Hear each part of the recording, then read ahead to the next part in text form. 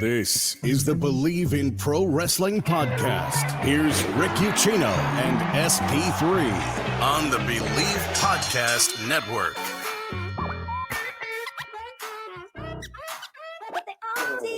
Oh, a good Thursday morning to you and happy Cinco de Mayo. May your days be filled with sombreros and margaritas. I know mine will. Taco salad for lunch, tacos for dinner. Gonna do it up right in the Ucchino household. SP3 back on the grind, back on the bump here on the Bleav in Pro Wrestling podcast. How you doing today, good sir? I'm doing well. I'm here after a pretty solid episode of Dynamite. Not the best one I've seen, but I saw improvement in places I've been screaming for improvement on in multiple different places. So it's glad to see that. Got to see a great rivalry continue. Got to see my girl Thunder Rosa set up her match for Double or Nothing. So it was a good night for AEW. Yeah, this is one of those nights where it was kind of, as Dutch Mantel would say, a little bit of a maintenance show, right? Like they were just setting things up along for, for the future. We did get to see some big men bumping meat tonight, or last night, excuse me, with Wardlow against William Morrissey. It was nice to see Big Cass back in the ring, even though the fans, at least half of the arena, were asking for Enzo to be there as well. I thought his reaction to the crowd was fantastic, playing up that big heel role that he does. Cass is one of these guys that, you know his story and you see where he is now in life and you're rooting for his success. So it was good to see him on AEW last night, but it does appear that we are getting MJF and Wardlow at some point, presumably at Double or Nothing. MJF, though, says it's going to be under his terms, under his stipulations, and we'll find out next week in Long Island during a contract signing, because those things always go according to plan. We'll dive into those here today, what they could possibly be. Also, little nugget for you if you missed it, this bad boy was unveiled last night. The Owen Hart Foundation men's tournament bracket is out, and I know a lot of people are going to be looking at that bottom left. Samoa Joe versus Joker. Intriguing, but man, the three matches that we definitely know, I mean, holy shit balls. Starting off with Jeff Hardy and Darby Allin next week on Dynamite. So that's something we got to dive into in its entirety. And the man who played Fred and Scooby-Doo is going to be starting up a wrestling promotion in about 18 months. We're going to dive into that as well today. But first things first, got to thank our partners over at BetOnline, the continued #1 source for all of your betting needs and sports info. Find all the latest sports developments, including updated odds on the NBA and NHL playoffs, Major League Baseball fights, even next season's NFL futures. Hey, SP3, did you know John Harbaugh was in the arena last night? They only showed him about 18 times. Don't forget this weekend as the Run to the Roses is on at the Kentucky Derby. BetOnline, your continued source for all your sports wagering needs, including live betting and your favorite Vegas, casino, and poker games. Super easy to get started. Head on over to the website today. Use your mobile device to join and use our promo code Bleav to receive your 50% welcome bonus. I said 50% welcome bonus, BLEAV, on your first deposit. BetOnline, where the game starts. And SP3, we will start with the main event last night. Always nice to see the ladies get the bright spotlight. Main event, Undisputed Ring of Honor Women's Championship on the line. They made a great presentation for Deonna Purrazzo, but in the end, it was Mercedes Martinez winning with the Dragon Sleeper. I was a little bit surprised by this. What about you?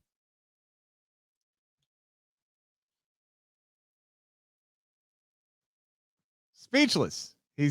I mean, I really wasn't, although I did get to speak to Deonna Purrazzo this week and, had a great conversation with her. She told me about, her being one of the pillars of the Women of Honor division, having the first match for Ring of Honor in a decade, women's match in a decade back in 2015, and how this matchup was full circle back in Baltimore where she had that first women's match in over a decade, and how she pushed for the women to be a part of Ring of Honor. It really would have been special and a great moment for her to unify the titles in her first appearance on AEW AEW Dynamite, but I kind of saw the writing on the wall. Supercard of Honor kind of telegraphed what was going to happen here at Supercard of Honor. You had all the AEW talent go over. You had you Yeah. had you had Jonathan Gresham, who signed with Ring of Honor, beat Bandito. You had Mercedes Martinez defeat Willow Nightingale. You had Wheeler Yuta defeat Josh Woods for the Pure Championship. You had FTR defeat the Briscoes for the ROH World Tag Team titles. So I kind of saw it coming. It was kind of telegraphed that Mercedes Martinez was going to win here. I just wanted them to present this championship title match the right way, and they did. They put it in the main event. I wish it would have got a little bit longer time, but time constraints with television, totally understandable there. But I thought they had a hard fought match, solid main event.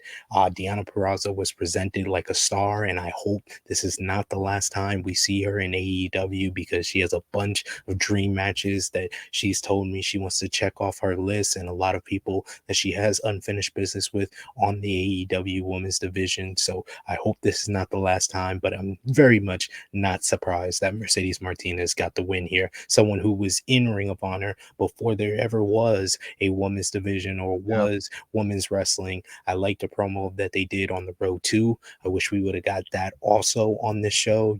They had a great presentation with the Road 2 video for the Blackpool Combat Club early in the show. I wish they would have done that for this women's match to make it feel even more important before we got to the main event. But as a whole, I thought this was a good presentation in making the title feel important, and it felt like a big win for Mercedes Martinez. Just real quick on that video for the Blackpool Combat Club, right? They put out like this full 3-minute video out on social media beforehand, and then they edited it down for what they could show on Dynamite last night. And I really wish they would have just gone ahead and shown the whole damn thing, because it is brilliance. You didn't need the whole thing, honestly. And Okay, but you could. there's already not enough time on AEW Dynamite, and I said up until like maybe the last 30 minutes, this was one of the best paced shows of AEW Dynamite, because sometimes a little bit too much happens on AEW, and if they're gonna cut time, it usually happens with the main event, and the main event was already short enough, and I don't need it to be even more shorter by playing the full Blackpool Combat Club video. They showed the part they needed to, which was William Regal's money line about 99% of men would stab somebody if they were given a knife. The Blackpool Combat Club leaves a scar on your face because the scar lasts longer. That's all they really needed. Yeah. Look, I'll just say this as somebody who has been doing audio editing for going on 13 years now. Man, they cut too much out, because so much of what really made that really great, if you haven't seen the whole thing, was William Regal's pacing of the delivery. And you could tell they were trying to trim it down to 30 or 60 seconds or however much that they actually played. And it just went by too fast, and it didn't quite hit home. Now, maybe the the normal public out there, the people who don't do audio editing for a living, wouldn't notice something like that, but I totally did, and it just kind of ruined it for me. But I wish they would have had a little bit more time to play that. But regardless, I did like the presentation of this match last night. I also do wish that they had a little bit more time, because these two ladies do work well with one another. And I was surprised by the finish, just by the way they really presented Deonna Purrazzo. But then I remembered shortly afterwards that Mercedes is the one that signed to AEW exclusively at this point, other than her indie promotion. So unless we were going to get a Deonna Purrazzo graphic afterwards, which she still has commitments elsewhere, it does make sense after the fact that Mercedes Martinez would win this. But overall, SP3, we have nitpicked and we have criticized, and we have just really taken Mr. Tony Khan to task about how this women's division has been booked. And we have argued back and forth over what the proper way to do that is on AEW Dynamite and on Rampage. I really can't complain a whole lot about how the women's division was booked last night on Dynamite. It's pretty much to a T of what you specifically have been asking for out of Tony Khan on Dynamite and or Rampage, and how we had, it's not just match time.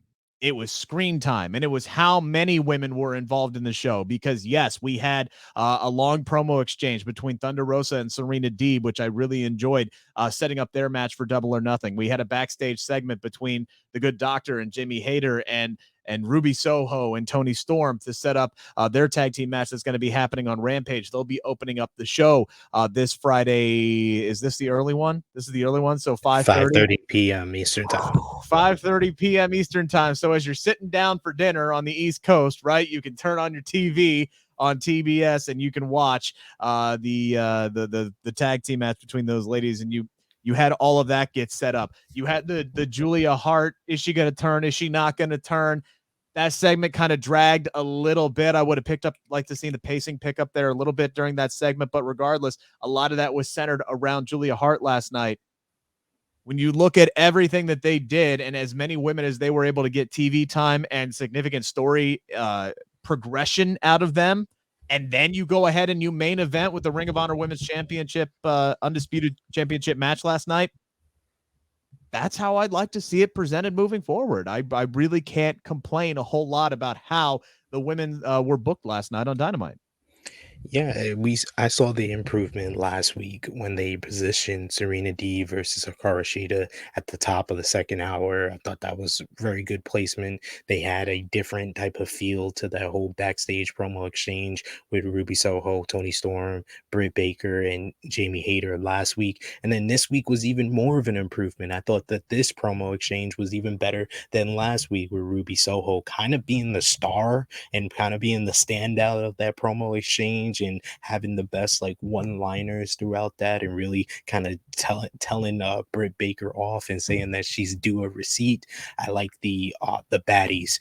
The baddies is the only stable that is competing with the Blackpool Combat Club for my favorite stable in professional wrestling right now, because they just come off so smooth, it's so natural. Their chemistry is on point. Like you said, the Julia Hart stuff. I wish Julia Hart would have just turned and joined the House of Black. She should have just hit Griff Garrison right on the knee with the steel chair. She should have just got it done.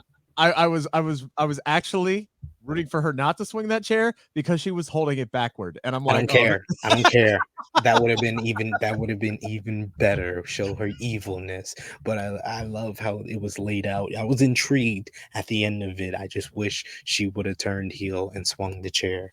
And then the promo exchange between Serena Deeb and Thunder Rosa, I was very happy for that. They gave Thunder Rosa time to set it up with her own promo exchange, talking about the one competitor before she was La Mera, before she was Thunder Rosa, the one competitor that she always looked up to and was inspired by is the number one contender now, and bringing out Serena Deeb. I thought Serena Deeb presented herself very well, talking about she's the best female wrestler in the world, and she needs to go to prove that. And it sets up Double or Nothing, the match that I wanted to see, that I've been calling ever since Thunder Rosa became the AEW Women's World Champion. And then the main event was presented well. I thought, like, the only thing I said I would nitpick is that they showed a little portion of the video package that they showed on the road to with these two ladies to set up the main event. But other than that, I thought the women's division was an upgrade over most weeks for AEW. So Tony Khan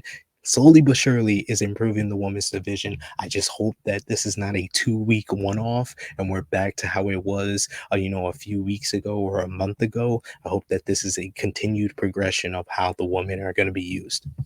The timing of this lines up, right? And there was some in that exchange between Serena Deeb and Thunder Rosa last night. They were talking about making AEW women's division the best women's division in all of professional wrestling. Do you think that those Becky Lynch comments had anything to do with the improvements that we've seen over the last couple of weeks? No, because that's how Thunder Rosa's been talking since she got the title, really, and in regular interviews, in promos that she's done on TV. You and the rest of the Becky Lynch fans ain't gonna get me to give Becky Lynch credit for any of this, because I'm not throwing that out there like that. Like, I would ask that question if I wasn't a Becky Lynch homer, because we have. But you are, so it doesn't matter if you hypothetically weren't. You are, so I'm not gonna give Becky Becky Lynch credit for this. I just want Tony Khan to continue on this path. He just needs to go down this path and continue to use the women the right way, and there will be no complaints, and Becky Lynch's comments will look even more ridiculous than it already was. I'm not looking for credit, SP3. I am just simply wondering, because we have seen Tony Khan take any kind of criticism whatsoever in the past and then try to ram it down people's throats. I'm wondering, as like what you said, you wanted this to continue. I'm just curious if this is kind of like an immediate response, and then let's say after Double or Nothing, after we get this great women's title match, maybe there's more than one women's match on this card, if things aren't going to go back to the way they were. That's all I'm trying to get at here. I don't really care for Becky Lynch's comments because, like I said, she talked out of two sides of her mouth. She said, "Oh, they're not as good as me." But my best friend Ruby Soho, who got fired from WWE, so I'm basically saying she's not good enough. She's over there. I want her to be champion, but she's still not good enough. So it was just, yeah. Becky can talk in character and play by the Vince McMahon playbook all she wants. I'm totally not even acknowledging that. I just want Tony to continue using the women. There's been two women's matches. There was two women's matches at the last three women's matches at Revolution, with the pre-show with Chris Statlander and Layla Hirsch. You had Jade Cargill versus Tay Conti, and you had Thunder Rosa versus Britt Baker. If we can get that same amount at Double or Nothing, I'll be happy. But the week-to-week television product, that's what I want to see more of, like we saw tonight. And if Tony Khan was going to respond to Becky Lynch, he would have done it on Twitter. This is more of the direction of where he's been going since he's heard people like myself, people like Will Washington on Day After Dynamite, people like, I don't know if he listens to Jimmy Macaram on the True Hill Heat YouTube channel. He's like the most extreme when it comes to criticizing Tony Khan. But I think he's heard the fan base of AEW, the ones that followed him week to week, making these complaints about the women's division, and that's the ones he's listening to. If he was going to respond to Becky Lynch, he would have responded to Becky Lynch like he did Nick Khan or like he did Big Swole, more than he would do a subtle reaction, because Tony Khan is not very subtle. That's very, very good. Very, very valid point there. I will say also, if you want to talk about evolution of AEW's women's division, some great insight from Maria Kanellis in the conversation that I had with her, talking about, hey, look, it's getting there. It's progressively getting there, but this is also still a startup, and they're still learning how to do everything all at the same time. And they're doing a lot of really good things. And it's kind of calling for patience. I thought her answer on that was really good. That interview is still up on the Bleav in Pro Wrestling podcast YouTube channel, and anywhere podcasts are available, by the way, iHeartRadio app, Spotify, wherever you are listening to us or watching us right now. We really, really appreciate you guys. And we want to thank you, by the way. Right, guys? We want to thank you. So if you're out on the West Coast, if you're in Las Vegas, if you are within driving distance of Las Vegas, or if you're planning on going there sometime around, I don't know, July 2nd, why don't you check out Money in the Bank on us? On us. We are giving away 2 free tickets to Money in the Bank July the 2nd. You will see this on my Twitter, at Rick Ucchino. It is the pinned tweet. First thing you have to do to register is retweet that. And then it's very simple. Subscribe and follow the host. That's all you got to do. It's up there right now. So make sure to go out there and check that out. Also, coming up this Friday on the Bleav in Pro Wrestling podcast YouTube channel will be the BAM! WrestleMania Backlash Prediction Show with Sean Rossap of Fightful Select. It's finally happening. The unofficial executive producer, SP3 of this show, will be joining us. He gives us so much great content to talk about because he breaks, 90% of the wrestling news out there. And this sets up a very intriguing matchup of, does SRS believe he can beat Sid in Trivia Challenge? You're looking forward to this one. You two have thrown down before in the past.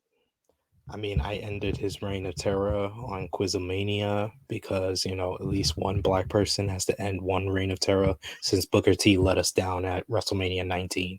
But I'm not looking forward to your Trivia Challenge where you try to screw me over each and every time.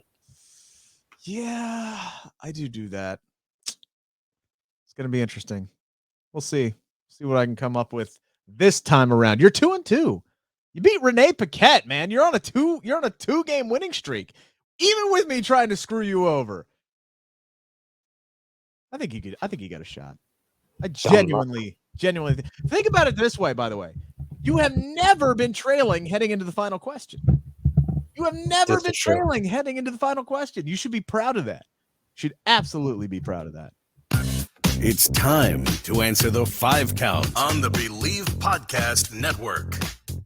So often I will go to my lovely Twitter followers and those that I follow up on Twitter, during these wrestling shows to try and come up with intriguing questions, topics of conversation. And I definitely saw 2 separate conversations happening about 2 stars on AEW Dynamite last night. One being Wardlow, who is massively over, and one being Thunder Rosa, who is also massively over, both doing incredible work right now. And the conversations about both of them were, man, how could WWE pass on Wardlow? Or, man, I can't believe that Thunder Rosa, they wanted her to be a freaking referee in WWE. Don't do the WWE and AEW questions very, very often here on this show, but I decided to wake up today and choose violence, SP3. So, number 1 here on the 5 count, if WWE could have a do-over. Remember, they had Wardlow in for a tryout. He told Chris Van Vliet that he crushed that tryout, smashed it with flying colors, and they said, "No, we don't want you, kid." And then they had Thunder Rosa in the building and said, "We don't want you to be a wrestler. We want you to be a referee." Seeing what they have become now, after both sticking to their guns and chasing their dreams, if WWE could have a do-over, who do you think they would choose, Wardlow or Thunder Rosa? This is quite easy. It would be Wardlow. Wardlow has the look. Wardlow is athletic.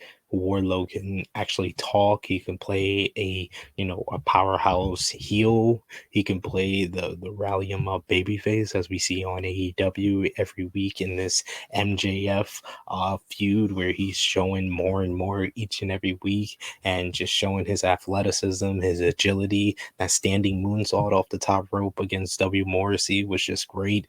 Yeah. And yeah, it would be definitely Wardlow, because I don't love Thunder Rosa and don't think that she's a can't miss star, but this company had a can't miss star, and they chose to tell her to dress like Mandy Rose and then wanted her to be a trainer. So I don't think they would change much when it comes to Thunder Rosa. I think Thunder Rosa, they would look at her and be like, "Hey, we want you to wear booty butt cheek shorts," or "We want you to still be a referee," or "No, don't be a referee, train our women." They had Serena Deeb there for a good 5-6 years, and she was just training and helping out, the stars like Bailey and Ty Conti over there in the performance center, instead of her being an actual wrestler and proving herself to be one of the best female technical wrestlers out there, like she's doing on AEW. They had Tay Conti there for 5 years, where she looked like she wasn't improving, and then she goes to AEW and works with Dustin Rhodes, and now she's one of the big prospects for AEW. So when you have all these examples of women who they just totally missed on, and when you hear the stories of how they're treating the women now, it doesn't bode well for Thunder Rosa, and it doesn't bode well for WWE thinking that they can get a do-over with her. With Wardlow, they can, and I know that would be the person they would choose. Yeah. For me, it's also Wardlow. But that being said, you do look at WWE. Somebody else that they had in-house at one point was Dr. Britt Baker.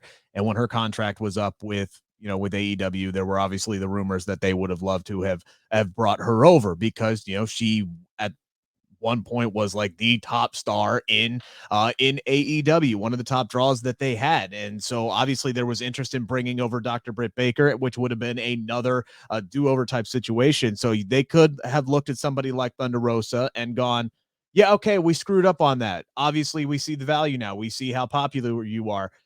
Yeah, we'd like to have you back in the company. Maybe we could do something there. But when you look at the depth of the women's roster that they have right now, and this is something that Jeremy and I talked about, they're doing a lot of good things over on Monday Night Raw. They got 3 different women's feuds right now. They featured 8 or 9 different women on the show, much like AEW Dynamite did tonight.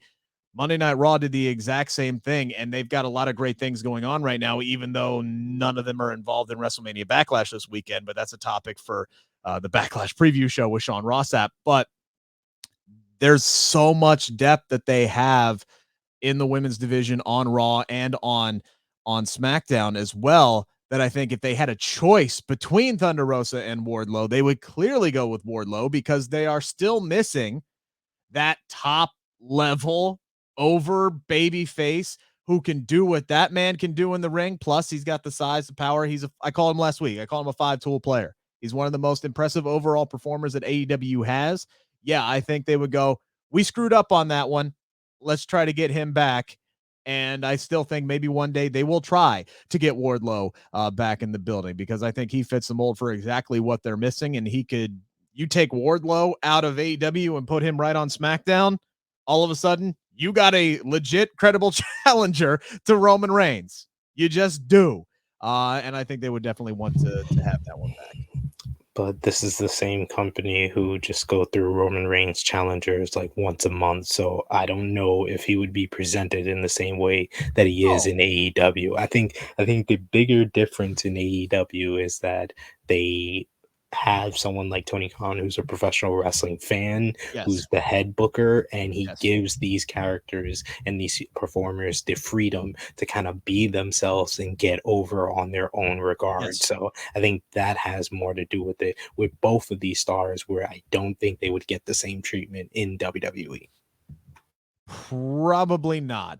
But I think it does. Again, to answer the question, if WWE had a choice to give them a shot under the umbrella of being a sports entertainer, I think they would definitely choose Wardlow. Wardlow is going to have his opportunity to get out of his contract with MJF after he did defeat William Morrissey last night. Only one power bomb, but it was still impressive. And then he took out, I don't know how many indie wrestlers dressed up as security guards. I think I lost count at about 25 of them that he just decked. And then one guy who looked like a Carrot Top relative just got power bombed into absolute oblivion onto the outside. But MJF says, look, he's going to give Wardlow his opportunity, but there is going to be stipulations. It is going to be on his terms for most likely Double or Nothing coming up here at the end of the month. What stipulations might MJF have under his scarf for his match with Wardlow coming up, SP3? I think that they should bring back an oldie but a goodie. They've been calling him a piggy. And what do you do with children or animals that are bad? If you're someone like MJF, who's an evil, manipulative, dastardly son of a bitch, you whip them. So the whipping, the 10 lashes that he gave to Cody Rhodes, since they can't replay that anymore because Cody is not with the company, I think that MJF's going to bring that back, and he's going to give Wardlow the 10 lashes. I think that we'll maybe get another kind of warm-up match or match that he has to get through, maybe even a cage match. I think that they should throw it back to some of the stipulations that he gave for Cody Rhodes originally to get his match with MJF. Give us a cage match with Shawn Spears and Wardlow, and Wardlow has to have one arm tied behind his back or something like that to give Shawn Spears the advantage. I think that MJF is very good, and I love when he brings out his stipulations. He did this with Chris Jericho with the trials of Jericho. You did this with Cody Rhodes with the stipulations for his match at Revolution. I love when he pulls this out, so I'm very interested to see what it is, but I think for sure the 10 lashes should be one of them.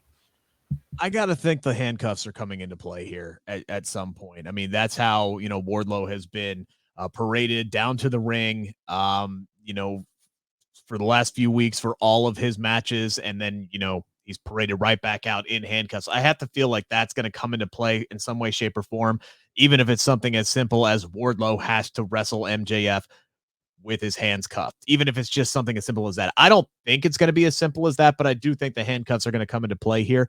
Maybe something as like a 3 stages of hell type of match where he has to go through Shawn Spears or 3 other people or something like that before he finally gets his hands on MJF. I definitely think that Wardlow is going to have to go through a lot before he even gets to touch a very fresh MJF. And honestly, that might be the way that they put MJF over in this match. But at some point, Wardlow has got to get that. That has to be the end game. Wardlow has to get out from under this contract with MJF and become an actual AEW superstar sooner rather than later, I would think. So I would like to see Wardlow win this match, but it is going to be very interesting to see what MJF comes up with in this contract signing next week in Long Island. Also going to be very interested, as over as Wardlow is right now, how the crowd's going to react next week in Long Island, because MJF got a hero's welcome and CM Punk got to be the heel for one night in Long Island, and he just shit on the island. How many Islanders references are we going to get? Are they still bad? I don't even know. Do they turn it around? Are they in the playoffs? I ain't sure. Go to Bet Online if you want to bet on them if they're still playing, I guess. But speaking of CM Punk, he wasn't there last night, but Hangman Adam Page was. And I just mentioned CM Punk got to play heel one night in Long Island. Well, last night in Baltimore, it damn sure sounded like Hangman Adam Page was taking on that heel mantra, that heel persona. A very aggressive Hangman Adam Page said he's going to embarrass CM Punk in Double or Nothing. So much so that he pointed at a CM Punk fan and said, look, by the time I'm done with him, you're either going to take that shirt back to the concession stands or the merchandise table, and you're going to ask for a refund if you don't burn the damn thing first, which was a really good line, by the way.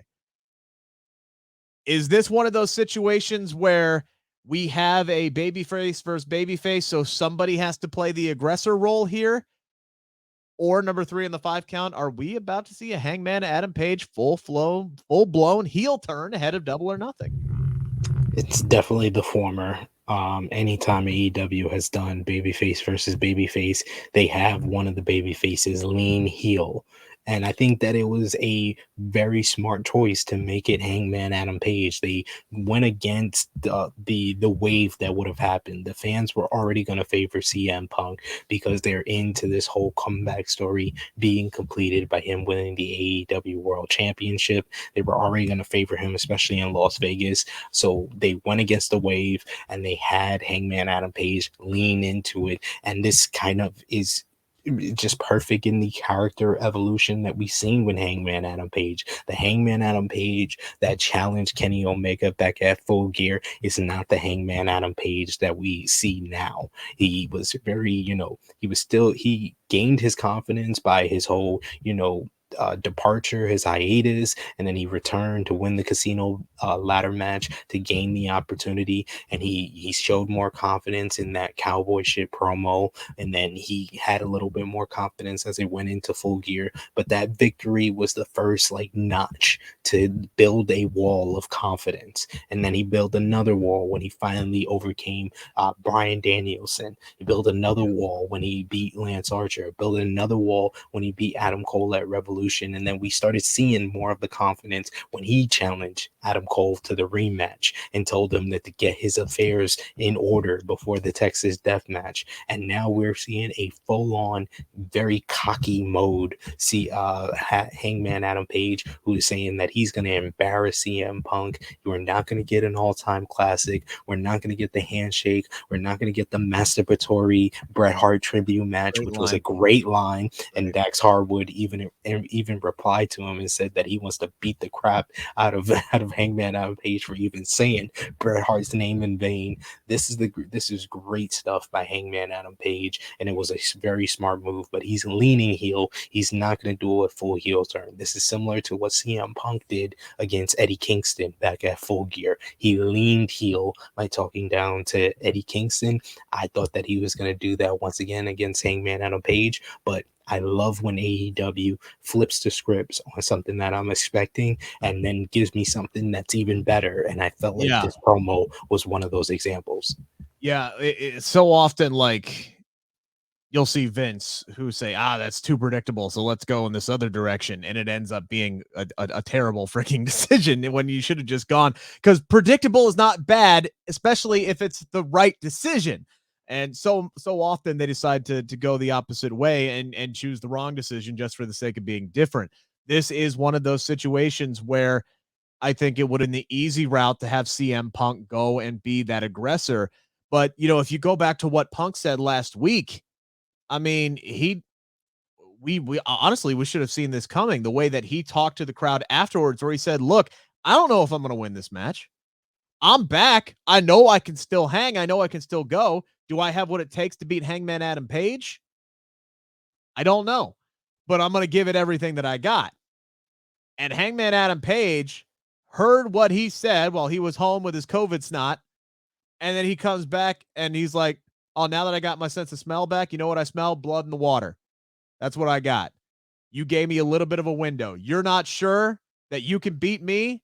Guess what? My confidence is at an all-time high, and I'm going to whoop your ass. All you needed to give me was a little shred of doubt, and I got you now. And yes, I agree with you. I think that's what Hangman Adam Page is going to do. He's going to lean into that. He's going to lean into that aggressor role. We've seen AEW do this. We saw the Street Profits do this when they were kind of in that tweener position between Alpha Academy and RK Bro heading into WrestleMania.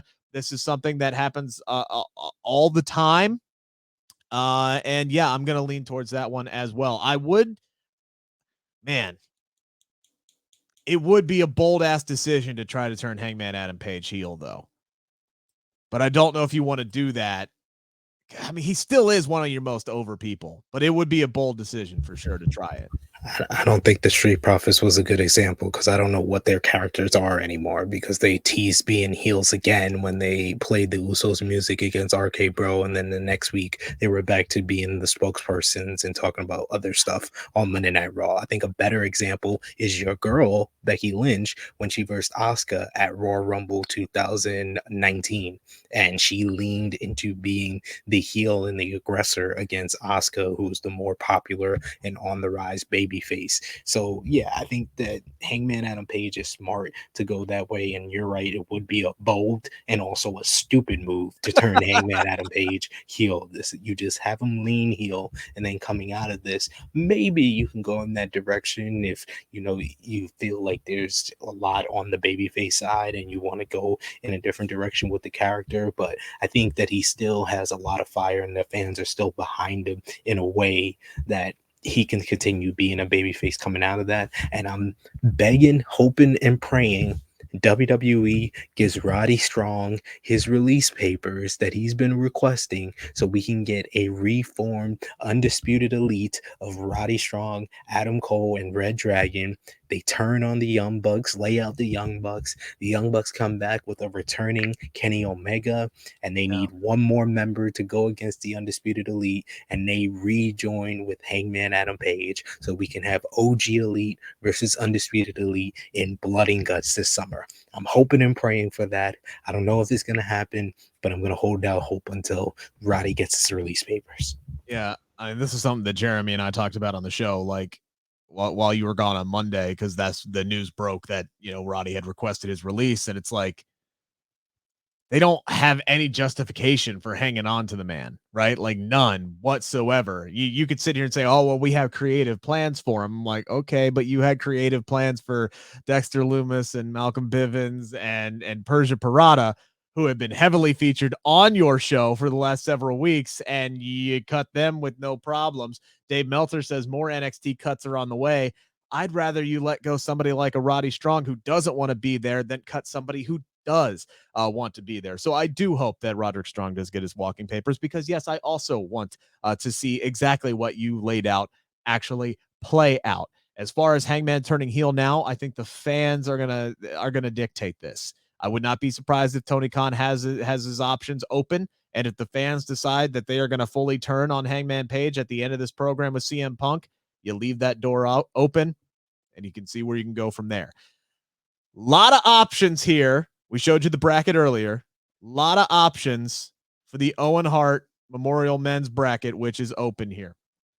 We got Ray Fenix and Kyle O'Reilly in the first round. We get Jeff Hardy and Darby Allin next week. Adam Cole and Dax Harwood, right? And then the really intriguing Samoa Joe versus Claudio. Samoa Joe versus pick anybody. Literally could be somebody in the company. It could be somebody not within the company. That's an intriguing matchup, because if you do bring in somebody like a Claudio to face, by the way, that's Cesaro for those of you who don't know. But if you bring somebody like that in SP3, man, I don't know how you book that damn thing unless you're having, Jay Lethal cost Samoa Joe the matchup. I definitely see some shenanigans here, but lots of intrigue, like I said, in this bracket.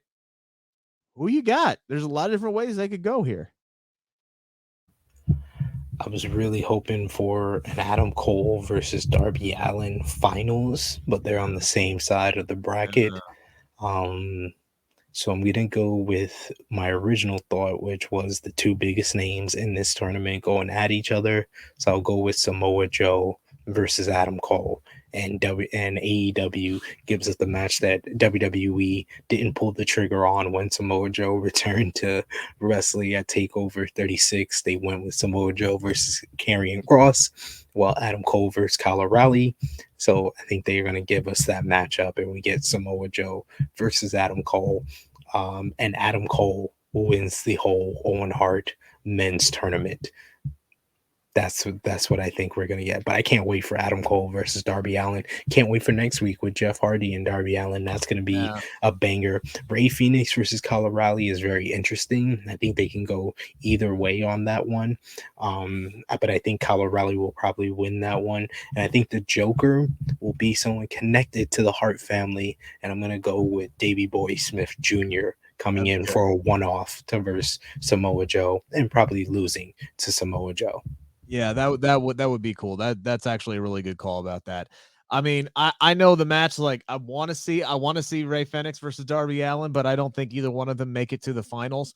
Man, Darby Allin versus Jeff Hardy. I mean, these are hard, right? Like I don't know who progresses out of that one. Maybe Darby and goes one-on-one with Adam Cole, but there's also part of me that wants to see that Dax Harwood Cinderella run to the finals, right? But him facing Adam Cole, who is the overwhelming favorite in this, I don't see that very likely at all. I would root for the hell for him to come out, not only make the Cinderella run, but win the damn thing.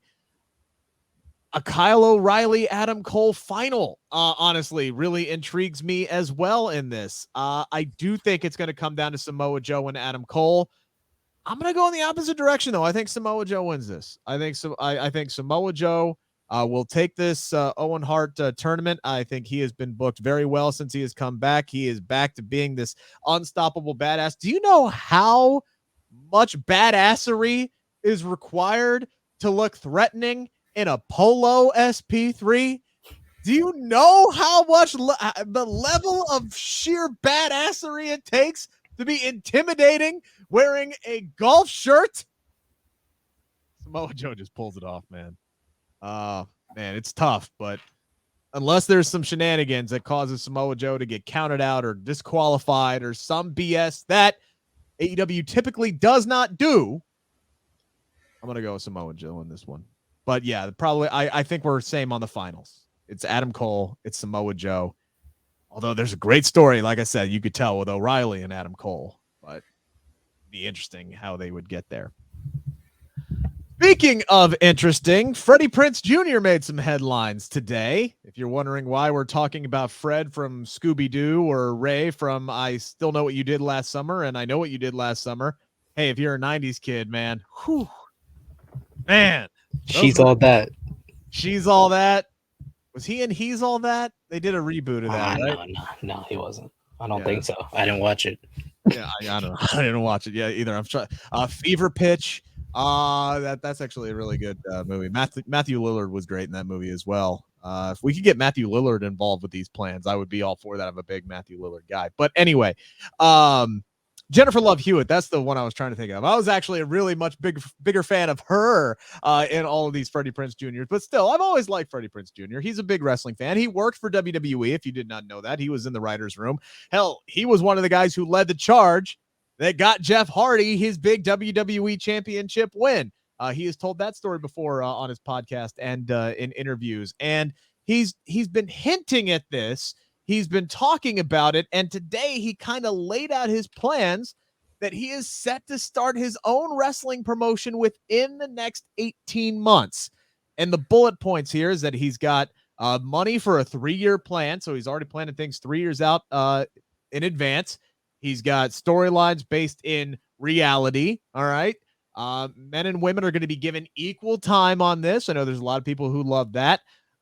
He wants to own the space that the show is filmed in. He wants the Screen Actors Guild to be involved with this. He does not have a TV contract yet, but he's got a lot of things laid out. He also says he does not want to be the booker. All right. He knows his lane. He does not want to be the guy who makes the decisions, but he definitely wants to help with character development and storylines, which is something that I think obviously fits his wheelhouse. So, SP3, if and when this does get off the ground, is this something that you're going to watch? Are you going to give Freddie Prinze Jr.'s wrestling promotion a chance here? Man, I've watched Lucha Underground. I've watched Wow Women of Wrestling. I've watched all of these promotions. Of course, I'm going to be watching it. I watch all of professional wrestling. That was kind of my thing and my niche in this whole wrestling community of wrestling podcasters and YouTubers.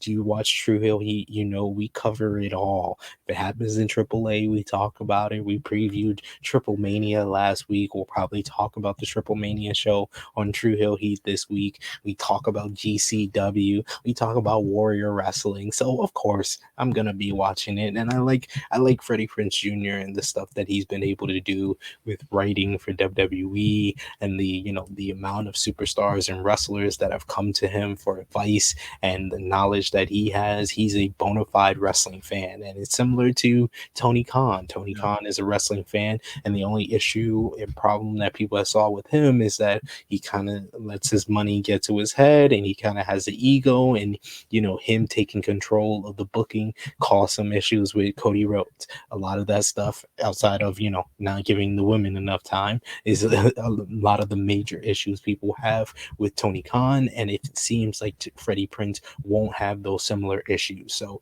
I'm gonna give this a chance. I'm willing to see what he has for it and what he has in mind. So it should be interesting. It sounds more akin to what we get with NWA, where NWA was before the pandemic, where it was in one central place. They filmed in like a studio kind of vibe, taking it back to like the 80s and stuff. So it seems like he's going to be on that similar path. And those, the before the pandemic, NWA Power was one of my favorite shows because it was so unique in the way it was presented. And if Freddie Prinze Jr. is going to give us something more akin to that, or more akin to maybe Lucha Underground and stuff like that, I'm all for it.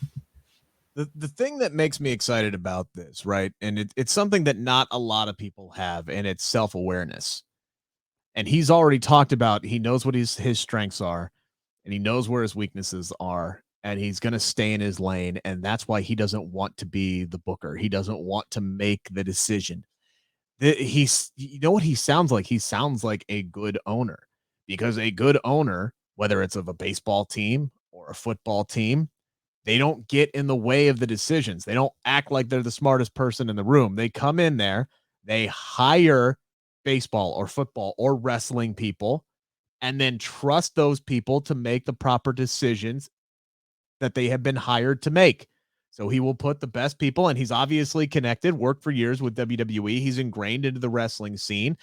He is somebody that is respected. And here's the other thing. There's still a lot of high profile free agents out there that he could sign up and he could work with, and he could work with other promotions. So yeah, I like what he's selling so far. I don't have the time to watch everything that you watch. I've been very, very open about that. I try to catch as much as I can. So you really got to kind of grab me if you want me to be able to watch it, because my bills are paid by me covering WWE and AEW for the most part. That's where I got to hang my hat, because this is not my full-time gig. I still have a 40 to 50 hour work job, normal BS that's not covering professional wrestling. So I only have so much time. But Freddie Prinze Jr. might just be able to suck me in and give a little bit more of my time to watch this. I like what I'm hearing. Maybe I'll ask this question again in 18 months when this thing is actually kicking off the ground. And real quick, because I know everybody was talking about it, we got one for the road. Sean Rossap, who again will be with us this Friday at 7 a.m. for our big WrestleMania Backlash preview show and prediction show. All that huge 6-match card that we're going to break down might set a record for the shortest prediction show that we've ever had. Came out with a report yesterday that already Before the first show has even aired, I believe it's coming up this fall, you brought up WoW. Tessa Blanchard, who was the anchor for good and worse terms of WoW, right? I think that's the best way. She was one of the cornerstones. She was like the big marquee star. Remember that big nuclear shirt that they put out? This was supposed to be her comeback. This was supposed to be her this they chose her as her reclamation project, right? Like this was supposed to put her back on good footing after she was on top of the world with Impact Wrestling as the Impact World Champion. And then some shit came out, and we all know what that shit was. And I'm sure SP3 has plenty that he has said it could still say about it. Apparently, she's already had a falling out with the company, and many believe that she is no longer there before the first episode even airs. Apparently some stuff went down in promo class where she really like laid into some people. Some disrespectful things were said backstage. Just a lot of things that aren't that hard to believe. And I think people see the talent of Tessa Blanchard and go, this is a damn shame. But at the same time, when you're constantly making your bed, you gotta lie in it. And this kind of feels like the end of the line for her if this report from Sean Rossap is true on this one. And he usually don't miss. I mean, this is one of the most unsurprising reports of the year for me because, I mean, this is the best news possible, though, for WoW. Because I want to give women of wrestling, any promotion that is fully devoted to women's wrestling, Yes. I want to give them a chance. And you got someone like Jeannie Buss, who I've always been a fan of. I'm a lifetime Lakers fan. I've been watching winning time, seeing her beginnings with the Laker organization, and she's associated with WoW Women of Wrestling. And I always want to support anything that my Laker family is involved in. You got AJ Lee making Mendez making Yes. her return to professional wrestling in a kind of a managerial executive producer type of way. I always want to give her a chance because she's one of my all-time favorites as well. But then you had Tessa Blanchard, and it was just like, no, not going to give y'all a chance because y'all brought off the nuclear shirt. Y'all are trying to take advantage of all the real heat that she has for her bad attitude, the disrespectful things she said to La Rosa Negra back in a couple of years back that came out before she won the Impact World Championship, the way she treated Impact, who was willing to work with her, just wanted her to do a couple of promos and send it from Mexico to them to promote a world title match, but she couldn't even be bothered to do that type of stuff. So she's burned her bridge with Impact Wrestling. She's so nuclear heat that AEW doesn't want to give her a try, despite some small section of fans who want to cheer her name at certain events and whatnot. She's burned her bridge with WWE with her attitude during the first Mae Young Classic and or falling out with Ricochet when they went out. So she's burned her bridges with 3 of the big promotions in the United States. Of course, the whole incident with La Rosa Negra happened in Japan, so she's probably burned her bridge with Stardom. She's burned the bridge with AAA, I heard, as well. So it's just like, what are you gonna do? What do you really you better hope you haven't burned a bridge with Freddie Prinze Jr. and that Freddie Prinze Jr. is gonna give you an opportunity, because Tessa Blanchard, I just hope that she finds God, that she can accept the fact that she's made some mistakes in her wrestling career, and she could take responsibility and accountability for her actions and the way she's burned the bridge with so many different people and organizations. And maybe people will be willing to give her a 4th or 5th chance, because this is not even a 2nd or 3rd chance at this point. It's a 4th or 5th chance at this point, but I don't see it happening. Some people are just not good people, and everything that we've heard about Tessa kind of says that she's in that bracket. I always root for people to be the best versions of themselves, and I'd like to sit here and say like she's still young, and she is. She's 26. 26 ain't 21, 22, right? Like you do dumb shit in your early 20s, and you're like, okay, maybe you get a little bit down the line, you learn, what you did was wrong, and you can kind of change things up. Once you start getting 26, 27, 28, you're kind of are who you are at that point. I mean, I think people do their most development from, adolescence and teenager and immature to growing up into an adult in their early 20s. There is a huge jump from 21 to 23. All right. As far as maturity is goes, it was for me. Damn sure was for me. So there's part of me, like when this stuff is coming out, I'm sitting here going, okay, maybe there's still hope down the line that she can grow up, realize what she did, be a better person, change for the better, and then get her opportunity and turn her career in the right direction. Right now, her career needs to be the last damn thing on her mind, because she has torched, not just burnt, torched every damn bridge that there is in this freaking industry. And I think even Sean Rossap said in his report, like one person involved with WoW said she might need to go to Mexico. That might be like the only place that's left where she can find work at this point. So she needs to work on her. She needs to self-assess again if this report does come out to be true. But everything that we've heard and have led to believe, as far as Tessa Blanchard is concerned, it's not that hard to believe, to be completely honest with you. Yeah, you try to root for the best for people, but sometimes it just isn't going to work out with everybody. We do appreciate everybody tuning in to all 56 minutes of this half-hour podcast. We ain't done this week. 7 a.m. tomorrow. Sean Rossap's going to join us for our big WrestleMania Backlash predictions show. Fightful Select, looking forward to that. Oh, also, by the way, don't know what time exactly yet, but this is going to drop. Exclusive interview with Drew McIntyre ahead of WrestleMania Backlash this weekend. That'll be coming up, I believe, sometime tomorrow evening. That is going to drop here on Bleav in Pro Wrestling. Or excuse me, not tomorrow evening. This evening. I'm getting my days all confused. I don't know. Follow me on Twitter. I'll let you know when the damn thing's coming out. All right, at Rick Ucchino. By the way, check out my pinned tweet. Look for this. Register to win tickets. Money in the bank. Like, share, subscribe. We appreciate y'all.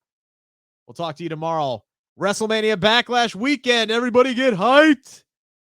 SP3 is hyped for this big 6-match card. You've been listening to the Bleav in Pro Wrestling podcast, brought to you by Bet Online.